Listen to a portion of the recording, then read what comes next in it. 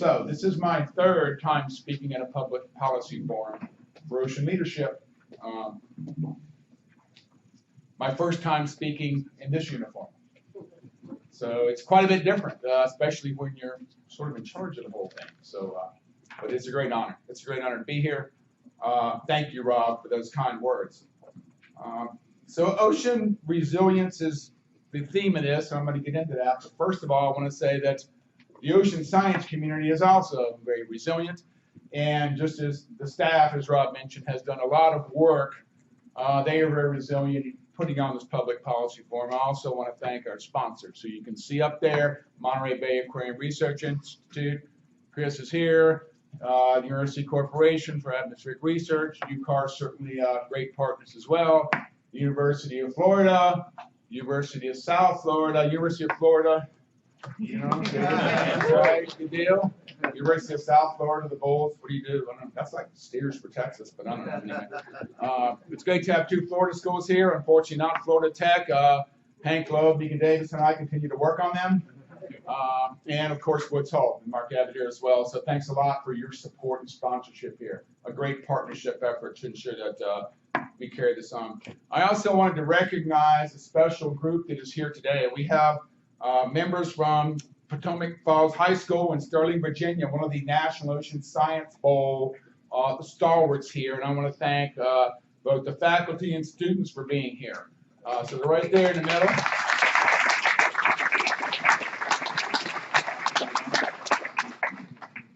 And you know where everybody's clapping, right? Because we don't know what to do about our oceans. So we're going to leave it up to you to fix the problems that our generations have caused, to make it to understand what the resiliency is all about. So anyway, so how did we come up with the topic of ocean resiliency? Rob talked about it a little bit. I'm going to tell you the truth. I'm a transparent guy. So this all started out, so Rob is our 3-year board chair. Took a little sojourn, a sabbatical last summer and went off to Nepal. Went up into the Himalayas. Spent time with Hindu Brahmin priests and things like that. And so Rob climbed to the top of a mountain in the Himalayas to see one of the Hindu experts and one of the people that you go and ask the things like the meaning of life. And Rob asked the gentleman, long-bearded gentleman, how resilient is the ocean? Someone said, go and bring me a glass of water from the ocean tomorrow, and I will tell you. So Rob, down the mountain, through India, down to the coastline in a single day, planes, trains, taxis, boom, gets the water by, fills it up from the ocean, comes back up, gives it to him. So Brahmin priest drinks and says, I have tasted the ocean, that is good. Now go and bring me a fish from the ocean tomorrow, a live fish, and I will tell you the answer. Again, down the mountain, across the kitchen, finds a bag, puts it in a Ziploc, has to buy it from the fisherman, of course, and of course it is a sustainable species. Puts it in the bag, comes back up the mountain, here you go. Brahmin priest takes off the fish, looks the fish in the eye, holds it, bonds with it, and says, I have communed with the ocean life. It is good. Now, go and bring me a large shell from the ocean, and I will tell you the answer. Then, one day, the next day, brings back the next day, a large whelk, struggles up, of course, no organism inside, got it from the beach, hands it to the priest. He says, what does he do, of course? He listens to it, he puts it up to his ear. Says, I have listened to the ocean. It is good. Rob says, all right. I've, brought you everything you asked. I know it's a hard question, but I'm not sure we're getting anywhere, and if I have to make one more trip up this mountain, it's going to kill me. He says, son, you have answered your own question. The ocean is much more resilient than you are. It's a little bit of a true statement to that. Because I believe we may all be gone and dead, and the ocean may not be sustaining human life in the future, but the ocean's going to be around. There will be life in the ocean. The question is that what we are really after? And of course, the answer to that is no. So I look at resilience and risk in a simple balance, a scale here. And it's really the risk. We have growing human population, 7 billion today, 9 billion by 2050. Of that, at least 40%, if not 50%, live within the coastal confines of our world, within 100 kilometers of the coast, and rely upon the ocean for many things. Upwards of 15% of the protein consumed by our human population comes from the sea. In the poorest nations, upwards of 20%. Some parts of the world, close to 100%. As we look at the things that are ongoing, as the growing population weighs down upon our oceanic planet, we know that the oceans, we are stressing the resilience of our ocean to do the kind of things that you talked about, to recover, to be able to sustain itself in the future. A measure of the tolerance for disturbance that humanity and the other factors are creating. On the other side, so what do we do about it to, first of all, understand the resilience, and then how do we balance the scale? How do we know where the tipping point is? And that's where we must have the right policies, the right decisions, but we need to have the good science so that we make the right choices. We face huge issues with our ocean. We face huge issues with things such as coastal issues with rising sea level, coastal erosion. Small island developmental states are disappearing. Issues going on with the United Nations about that. Our own coastlines, you understand what's going on with coastal resilience, and there's going to be a little bit of talk about that. But it's ocean resilience, it's not just the coastlines. Invasive species, whether it's lionfish, whether it's king crabs in Scandinavia, whether it's giant jellyfish that have come up the Kuroshio Current into the fisheries of Japan, so that it's impacting food security, economic security, as they can't catch fish because the nets are full of jellyfish, which sometimes grow to the size of a little Volkswagen Beetle. Great research going on at the University of Southern Mississippi on that by a PhD student, by the way. We look at ocean acidification, the impact that it's having on several things, our coral reefs, other factors in terms of shellfish, the ability of the critical organisms in the ecosystems to produce calcium carbonate shells is critically impacted by that. What's the stress on resilience? Where's the tipping point there?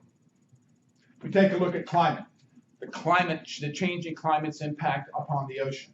The changing ocean's impact upon the climate. The deep ocean that we're going to talk about. How are those all related? What are we doing to observe and then predict what changes so that we can make sure that the scale is balanced? These are key questions, key things that we need to understand. Oh, and by the way, when we think about climate and the oceans, long-term impacts, as we see the annual and seasonal variations, things going on with the jet stream possibly as a result of the Arctic. How will that impact wind stress regimes in the future? How does that impact the flow of our ocean currents, which are forced by the wind stress? What happens to western boundary currents? What happens to eastern basin currents and upwelling in the future?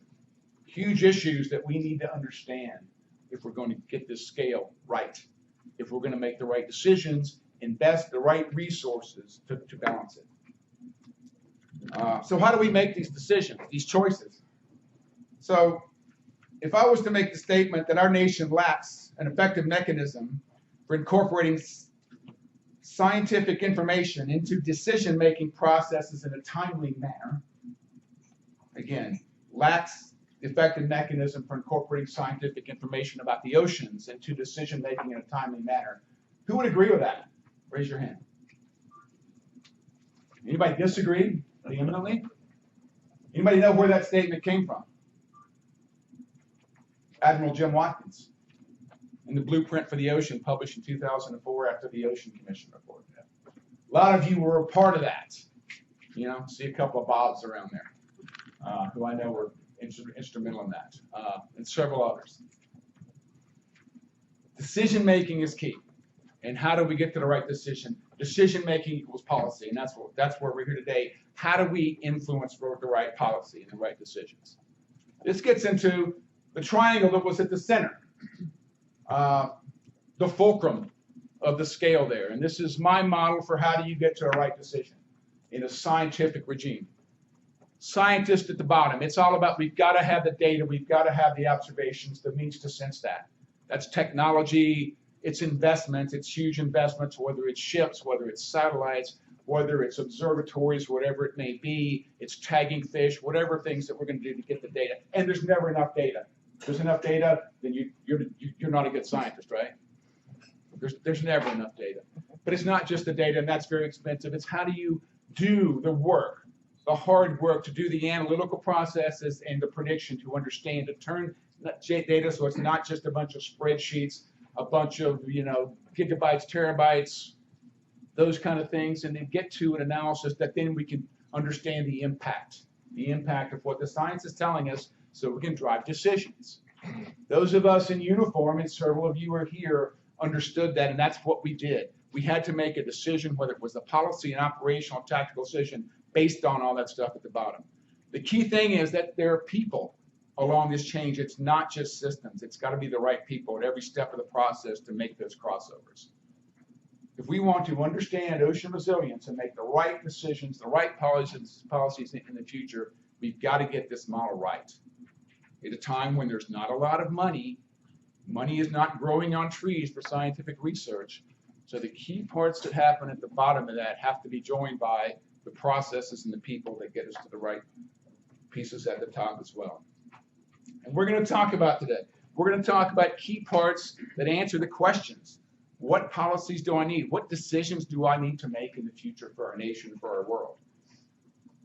What is going on with our deep sea? And we have a great panel on that. How is that impacting climate? What's the interrelationship? What happens when we know that there's a bunch of oil and chemicals at the bottom of the Gulf of Mexico in a benthic environment, but we may not understand the impacts of that for years or even decades to come? What is going on in our deep ocean?